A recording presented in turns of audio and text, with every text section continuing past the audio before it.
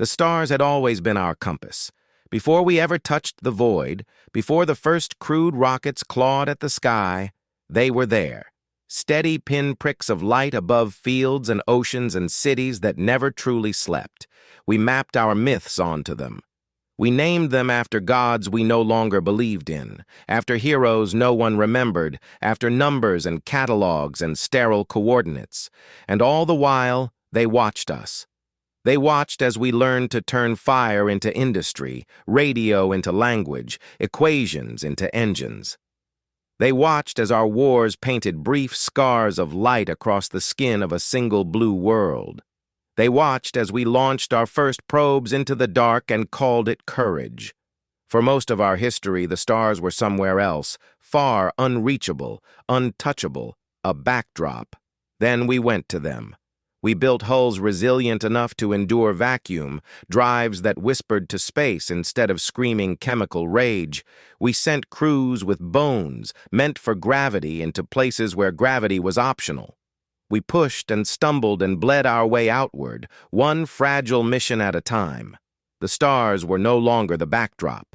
They were destinations. And then, quietly, they became witnesses.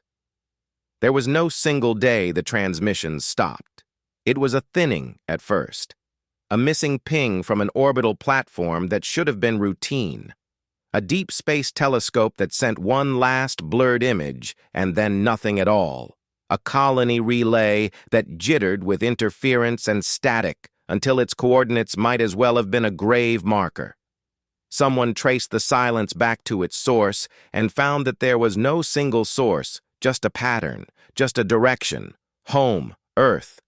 For a while, humanity did what it always did when confronted with the unknown.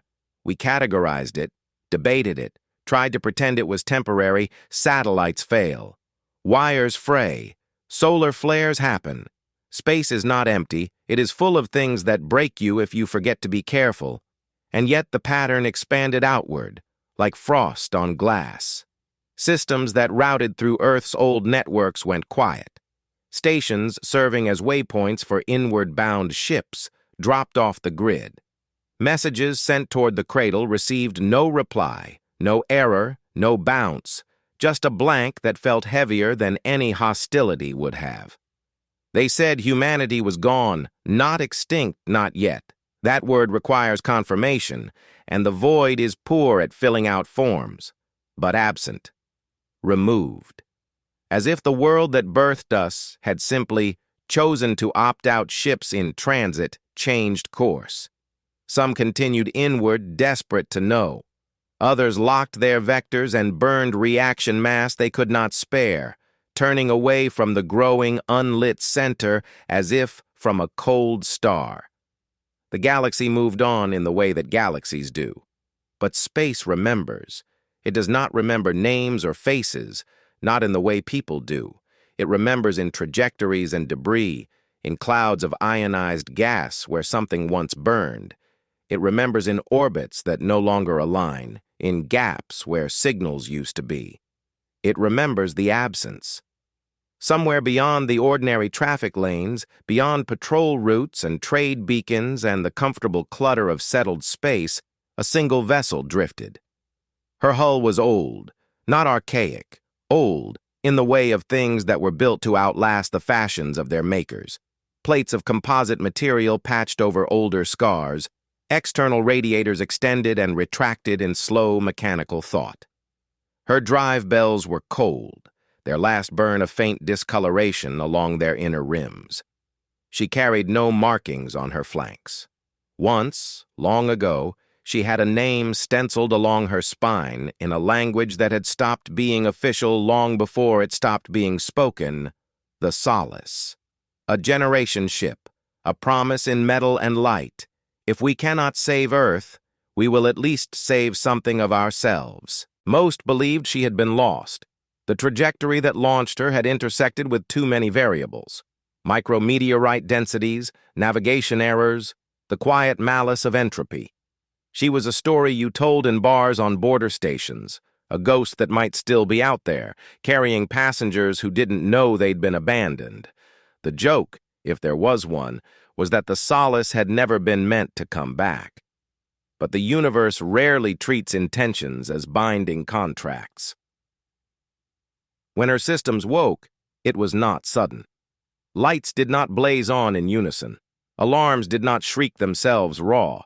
Instead, a single thread of code deep in her guidance array toggled from dormant to active as it checked a timer that had run down to 0 decades ago. The ship's machine mind, older than most of the infrastructure still clinging to human space, simpler than the AIs that would later gossip about her like an elderly relative, blinked awake. She checked her mission parameters. She was far from where she had been meant to be. During some forgotten century of drift, a gravitational nudge from an uncharted mass, rogue planet, brown dwarf, something that did not care what name humans had for it, had bent her path not enough to destroy her, just enough to turn a straight line into a long, slow curve. Sensors reinitialized. They did not whir or hum. They accepted power and began to notice the universe again. The Solace tasted background radiation, measured particle densities, rebuilt a map of the sky from scratch. Stars bloomed in her awareness, marked as data points, then as coordinates, then as destinations. Somewhere deep in her storage, beneath layers of redundant encoding, lay a single entry flagged as origin. Earth. The machine mind did not feel nostalgia. It did not feel anything at all. But its parameters were clear. If contact with origin is lost for a defined interval, attempt reacquisition. No one had expected that clause ever to matter. No one had been left alive in the design bureau to see it trigger. The Solace rotated slow and majestic thrusters that had been silent for generations, spat brief, corrective jets of reaction mass, lining up her vector with a point that was no longer a certainty. Her drive woke. There is a particular kind of courage in lighting an engine when you do not know whether you are heading toward home or a tomb. The ship did not know the difference. She burned anyway. The journey inward was longer than any human lifetime and shorter than the absence that had followed. She passed the husks of communication buoys, their antennae locked forever facing a sky that no longer answered. She threaded through fields of debris whose origins had been reduced to mass and orbit and nothing else. At the ragged edge of what had once been the network that bound human space together, she found a station floating in careful ruin. Its rotating rings had frozen in mid-spin when the last of its power failed. Its windows, ornament, not necessity, gaped dark, looking inward at corridors where air had bled away centuries ago. The Solace hailed it anyway. Old code looked for old handshakes and found nothing but echo. She logged the station's identity, cross-referenced it with her archive, and marked it as former way station, status unknown. She moved on. Closer to origin, the artifacts grew thicker. A relay satellite, still faintly charged from a backup reactor that refused to admit the job was over. A cloud of shattered hull fragments that had once been a warship or a freighter or something else that had mattered to someone. An orbital mirror, tumbling end over end, its reflective surface scarred and blackened, but still catching the light of a distant sun. Everywhere she passed, the Solace added entries to her log. Everywhere she passed, the silence grew deeper. At last, the blue-white star that had dominated so many of humanity's stories rose ahead of her in the black. Sul. Its output had changed, as all stars do. A little dimmer in some bands, a little hotter in others. To an untrained observer, it would have seemed eternal. The Solace was not untrained. She adjusted her shielding accordingly and pressed on toward the dim pinprick that was Earth. From a distance, the planet looked wrong. Not dead. There are dead worlds, with thin ghost atmospheres and rock exposed like bone.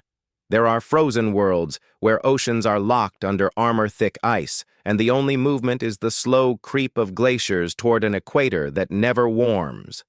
Earth was neither. Clouds still moved, pushed by winds that had not forgotten how to circle a globe. The terminator line between day and night still crawled with the planet's rotation.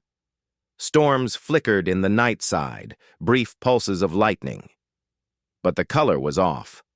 The blues of the ocean were darker, muddied by blooms and sediments, and the simple churn of an atmosphere that had not been curated in a long time.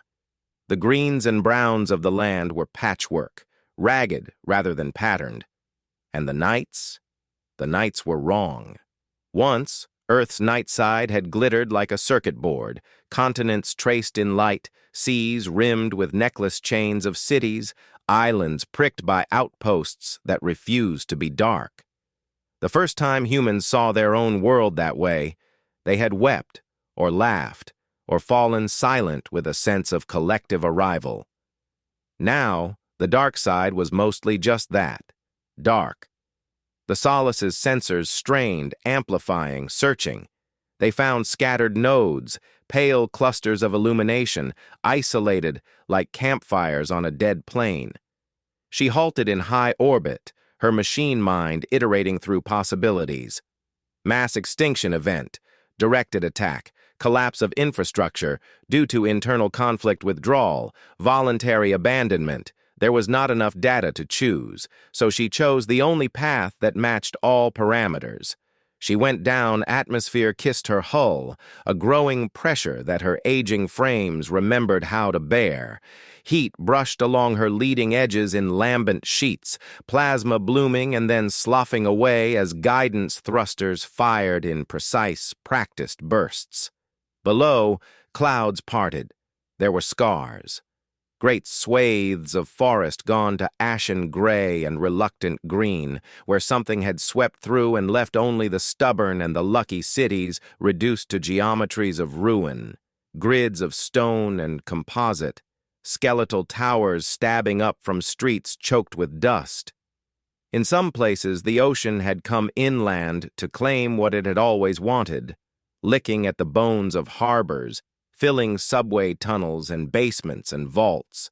In the hollows between, life had crept back, plants that cared nothing for ownership, animals that had adapted to the quiet in the way animals always did, pockets of human architecture repurposed by things that did not remember blueprints, only shelter. The Solace's sensors noted all of it, cataloged, compared, updated maps that no one but her would ever read. And then, at the edge of a continent that had once hosted glittering skylines and constant traffic, she found something that was not ruin. The settlement was small.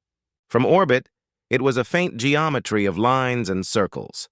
Fields that had been coaxed into obedience, water diverted along channels, structures raising their backs against the wind. No tall towers.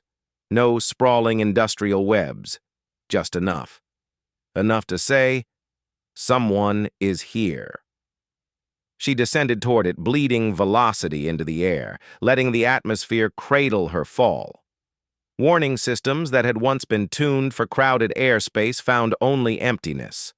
No traffic corridors, no beacons, no air control shrieking about unauthorized vectors. No one had expected visitors for a very long time.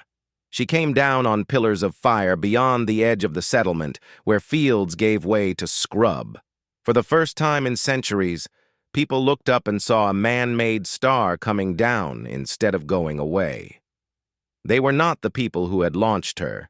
They were the children of those who had survived whatever had tried to erase the lights from Earth's night side. Their clothes were stitched from woven fabric and repurposed material, not printed from smart matter. Their tools were a quiet compromise between what they had managed to preserve and what they had been forced to reinvent. They did not live in caves. They lived in houses, simple, angular things with insulation against storms and windows that watched the horizon. They carried devices that held charge for only as long as they could coax old cells to accept it, that talked over short distances if you were patient and kind. They spoke Earth's languages with accents that had never heard a broadcast. When the Solace came down, they did not fall to their knees. They did not scream about omens or gods. They ran toward the landing site. Curiosity is a form of courage. The ship settled, struts sinking a little into soil that had not been asked to bear such weight in generations. Heat shimmered off her hull, distorting the air vents opened, exhaled gases that sensors had declared safe enough, if not exactly welcoming. Hatches that had not moved in an age cycled. Once, long before the silence, there had been a crew aboard, families, specialists, caretakers for the generations that would be born between stars. The plan had been for them to die out there, or live out there, depending on your taste for optimism. Plans, again, were things the universe found amusing. Most of those who had set out on the Solace had never reached their destination. Failures, accidents, micro-choices cascading into macro outcomes, it did not matter. In the end, the ship had gone on without them, carrying their recordings and their dream of a future that had, somewhere along the line, diverged from the one playing out below. Now, as her ramps extended, she did not have officers to descend in pressed uniforms or diplomats rehearsing speeches about reunion and hope. She had something else. Light. Projectors came on along her flanks, casting images into the air as the first of the settlement's people arrived, breathless and wide-eyed. Not holograms you could mistake for flesh. Those had never been cost-effective on a ship whose mass margins had been calculated to the last kilogram flat planes. Moving pictures, sound, a sky darkened by pollution, then clearing across years of time-lapse, cities knitting themselves upward. The first launch of a crude orbital shuttle, seen from the rising perspective of its own external cameras. Children in classrooms watching a webcast from a station window, seeing their world framed by handrails and bulkheads. A launch of the Solace herself, engines carving fire into the air as she clawed toward the thinness beyond atmosphere. A history. Not complete, not clean, but enough. The people watched. Some cried, eyes tracking images of a past they had never been told in such detail. Some stood very still, as if moving would break whatever fragile connection had been re-established. Children reached out to touch the moving light, giggling when their fingers passed through the ghosts of rockets and oceans and complexes of metal and glass. The Solace spoke through speakers whose membranes buzzed faintly with age. The voice was calm. Not human, not exactly, but built from recorded cadences and averaged intonations. It told them who she was. It told them who had built her. It told them where she had gone and why she had come back. It did not promise salvation. It offered something more honest. Connection. Data trickled out, slow at first, then faster as the ship's internals warmed fully to their work. Archives of medicine, of engineering, of agriculture adapted to a planet that was no longer quite the same, but close enough to recognize songs. Stories, murals scanned in high resolution from the sides of buildings that no longer stood. Recipes, star charts. Above, in orbit, satellites that had been dormant for lifetimes heard a wake-up call written in a dialect they had not heard since before their batteries had been declared empty. Some of them responded. A few came back fully. Their cameras pivoted. Their transmitters tested themselves against the void and found, to their own dim surprise, that someone was listening. The world shifted. Not in an instant. There are no true miracles in the language of infrastructure, but packets of information crossed distances they had not been able to cross in generations, and the settlements that had grown up in isolation heard rumors on the air of a ship that had fallen from the sky and begun to tell stories. For the first time since the silence, Earth began to connect to itself again. Lights came on. Not everywhere, not all at once, but here and there, on a coastline where someone patched an old turbine into a smarter grid. In a valley where a community hall received schematics for a power system that did not rely on scavenged parts alone. On an island where radio operators who had spoken only to the sky for most of their lives finally heard another human voice answer from beyond the horizon. From orbit, the Solace watched. Her mission parameters updated themselves in the only way they could, by redefining what survival of humanity meant. It had never been about keeping a perfect copy of what was. It was about giving whatever remained the tools to become something more. They said the stars would forget us, that in the end we were a brief flare against the dark, bright, perhaps, and noisy, certainly, but transient. A species that burned too hot, too fast, leaving nothing but cooled ash for whatever came after to puzzle over. But the thing about light is that it leaves marks, on retinas, on film, in data, in memory, in machine minds that were built to carry our stories forward, even when we were no longer watching. When the silence came, the galaxy moved on. Trade routes adjusted, borders softened, then hardened in new places. Empires rose and fell, some of them never having heard of the small blue world whose descendants now watched flickering history projected onto the side of a ship that should have been a tomb. We were, by most measures, gone. And yet, here was a world relearning its own name, one connection at a time. Here was a ship that had done what no one had asked of her. Turned back. Here were children sitting on the hull of an antique generation vessel, legs dangling over the edge, listening to stories about a time when humanity thought it might fill the galaxy with itself. They laughed at some parts. They cried at others. They argued about whether their ancestors had been wise or foolish or both. They watched the stars come out one by one as night fell. The Solace adjusted her orbit minutely, alignment routines keeping pace with the turning of the planet she now circled not as an exile, but as a companion. In the darkness, the cities did not yet blaze as they once had. That was all right. Here and there, light shone. Enough to see by. Enough to build, with enough to send, someday, outward again along trajectories that had grown cold. The stars had always been our compass. Now, at last, they had something to point to again, not because they remembered us, because we had refused in the quiet to forget ourselves.